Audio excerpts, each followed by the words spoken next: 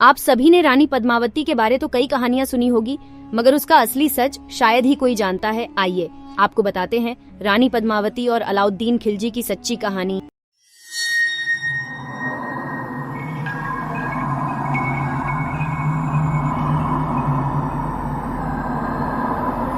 अलाउद्दीन खिलजी खिलजी वंश के दूसरे शासक थे। अलाउद्दीन खिलजी का वास्तविक नाम अली गुरशास्प उर्फ जूना खान खिलजी था। 16वीं-17वीं शताब्दी के इतिहासकार हाजी उद दबीर के मुताबिक अलाउद्दीन का जन्म कलात, जाबुल प्रांत, अफगानिस्तान में हुआ था। अलाउद्दीन खिलजी एक साम्राज्यवादी शासक था, जिसने आक्रामकता के साथ साम्राज्य का विस्तार दक्षिण भारत के मदुरई तक किया। कहा जाता है कि खिलजी जितना बड़ा साम्राज्य किसी शासक ने अगले 300 सालों तक नहीं किया। अलाउद्दीन खिलजी को खिलजी वंश का सबसे ताकतवर शासक माना जाता है। अपनी महत्वाकांक्षी के चलते उसे सिकंदर-ए-सनी का खिताब मिला था, जिसका अर्थ था दूसरा सिकंदर। उसने अपने शासनकाल के दौरान शराब पर पूर्ण प्रतिबंध लगा दिया था। अलाउद्दीन खिलजी के पिता का नाम शिहाबुद्दीन मसूद था। खिलजी वंश के प्रथम शासक जलालुद्दीन खिलजी उनके चाचा थे। अलाउद्दीन खिलजी के पिता की मृत्यु के बाद उनके चाचा जलालुद्दीन खिलजी ने अलाउद्दीन खिलजी का पालन पोषण अपने बेटे की तरह किया था और अपनी बेटी का निकाह भी उससे करवाया।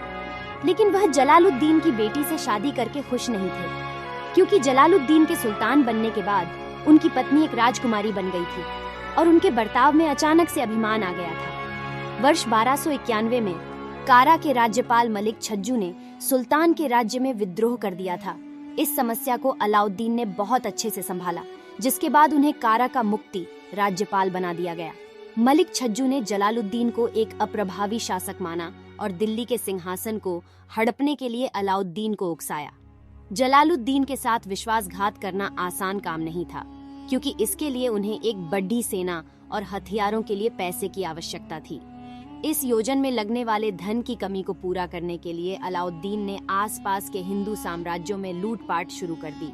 वर्ष 1293 में अलाउद्दीन ने भिलसा, मालवा के परमार राज्य में एक अमीर शहर में लूटपाट की और सुल्तान का विश्वास जीतने के लिए अलाउद्दीन ने पूरी लूट को जलालुद्दीन को सौंप दी। इसे खुश होकर जलालुद्दीन ने उन्हें अरीज-आई ममालिक युद्ध सेनापति नियुक्त किया और उन्हें सेना को मजबूत बनाने के लिए अधिक राजस्व बढ़ाने जैसे अन्य विशेषाधिकार भी दे दिए। भिलसा में लूट की सफलता के बाद अलाउद्दीन ने अपनी अगली लूट 1296 में देवगिरी, जो कि दक्कन क्षेत्र स्थित दक्षिणी यादव साम्राज्य की राजधानी में की।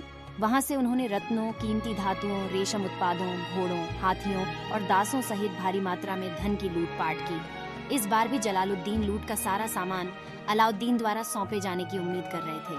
हालांकि दिल्ली लौटने के बजाय अलाउद्दीन लूट का सामान कारा लेकर चला गया। अलाउद्दीन ने जलालुद्दीन को एक पत्र लिखा और लूट के साथ दिल्ली वापस नहीं आने के कारण माफी मांगी। इसके बाद जलालुद्दीन ने व्यक्तिगत रूप से अलाउद्दीन से मिलने के लिए कारा आने का फैसला किया।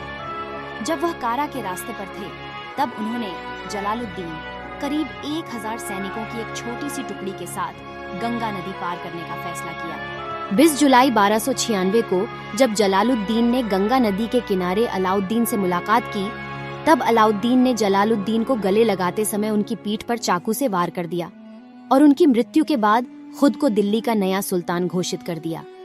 जुलाई 1296 कारा में अलाउद्दीन ने अपने आप को औपचारिक रूप से अलाउद्दीन उद्दीन मोहम्मद शाह सुल्तान की उपाधि के रूप में नया सुल्तान घोषित किया। अलाउद्दीन ने अपने अधिकारियों को यथासंभव कई सैनिकों की भर्ती करने और उन्हें अलाउद्दीन एक उदार सुल्तान के रूप में पेश करने का आदेश दिया। इसके बाद उन्होंने कारा में अपने मुकुट के साथ साथ 5 मन लगभग 35 किलोग्राम सोना वितरित किया। भरी बारिश और नदियों में बाढ़ की स्थिति के कारण उन्होंने दिल्ली की ओर प्रस्थान किया। 21 अक्टूबर 1296 को अलाउद्दीन खिलजी ने औपचारिक रूप से खुद को दिल्ली का सुल्तान घोषित किया। अलाउद्दीन खिलजी ने दिल्ली की गद्दी पर बैठते ही अपने राज्य की सीमाओं का विस्तार करना शुरू कर दिया। अलाउद्दीन खिलजी बहुत ही महत्वाकांक्षी राजा थे और वह अपने आप को दूसरा सिकंदर कहते थे। उन्होंने सिकंदर-ए-सानी की उपाधि भी ग्रहण की थी। 1298 ई में अलाउद्दीन ने नुसरत खां की अगुवाई में 14,000 घुड़सवारों और 20,000 पैदल सैनिकों को गुजरात विजय के लिए भेजा। अहमदाबाद के पास बेघल के राजा कर्ण और खिलजी सेना में युद्ध, जिसमें राजा कर्ण पराजित हुआ और अपनी पुत्री देवल देवी के साथ भागकर देवगिरी के शासक रामचंद्र देव की शरण में पहुंच गया।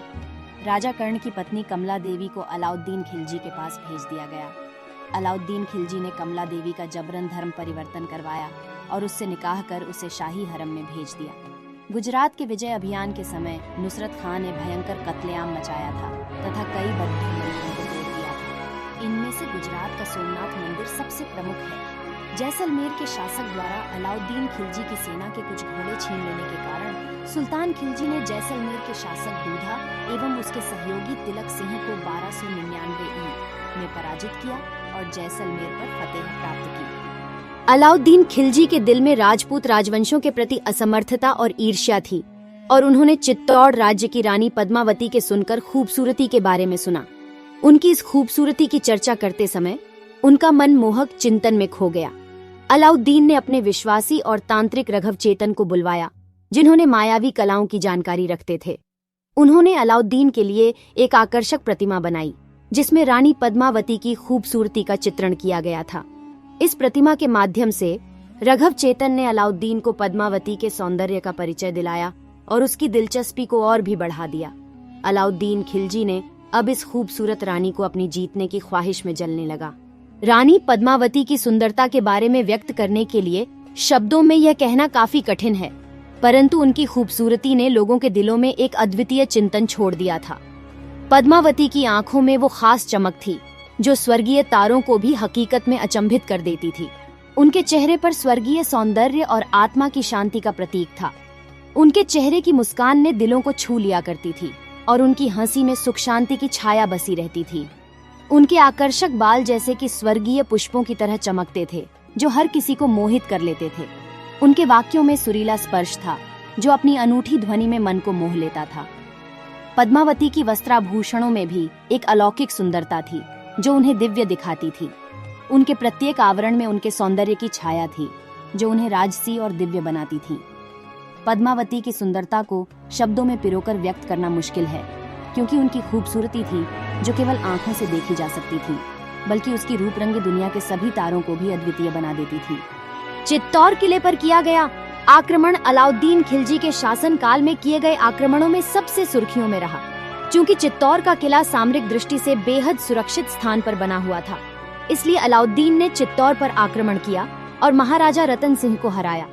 हालांकि इस पूरे हमले की वजह रानी पद्मावती की सुंदरता भी बताई जाती है, जिस पर अलाउद्दीन मोहित हो गए थे। अंततः 28 जनवरी 1303 को सुल्तान चित्तौड़ के किले पर अधिकार करने में सफल हुआ। राणा रतन सिंह युद्ध में शहीद हुए और उनकी पत्नी रानी पद्मावती ने अन्य स्त्रियों के साथ जौहर कर लिया। यह चर्चा का विषय है। अधिकतर इतिहासकार पद्मावती को काल्पनिक पात्र मानते हैं। ऐसा भी कहा जाता है कि किले पर अधिकार के बाद सुल्तान ने लगभग 30,000 राजपूत वीरों की हत्या करवा दी थी। उत्तर भारत में खिलजी सेना ने 1299 ईस्वी में जैसलमेर पर जीत हासिल की, तो वहीं 1301 ईस्वी में रणथंभौर पर, 1305, 1308 ईस्वी में मालवा पर और 1304 में जालौर में विजय हासिल की। उत्तर भारत की विजय के बाद अलाउद्दीन खिलजी ने दक्षिण भारत की ओर अपना रुख किया। अलाउद्दीन के दक्षिण विजय का मुख्य श्रेय मलिक काफूर को जाता है। मलिक काफूर ने ही दक्षिण भारत के सभी विजय अभियानों की अगुवाई की थी। 1306 ईस्वी में अलाउद्दीन खिलजी ने मलिक काफूर के नेतृत्व में एक बड़ी सेना को देवगिरी के राजा रामचंद्र देव पर आक्रमण करने के लिए भेजा। युद्ध के बाद राजा रामचंद्र ने आत्मसर्पण कर दिया। 1310 ईस्वी में जब मलिक काफूर तेलंगाना राज्य के वारंगल पहुंचे, तो वहां के राजा रुद्रदेव ने अपनी सोने की मूर्ति बनवाकर उसके गले में एक सोने की जंजीर डालकर आत्मसर्पण स्वरूप मलिक काफूर के पास भेजा।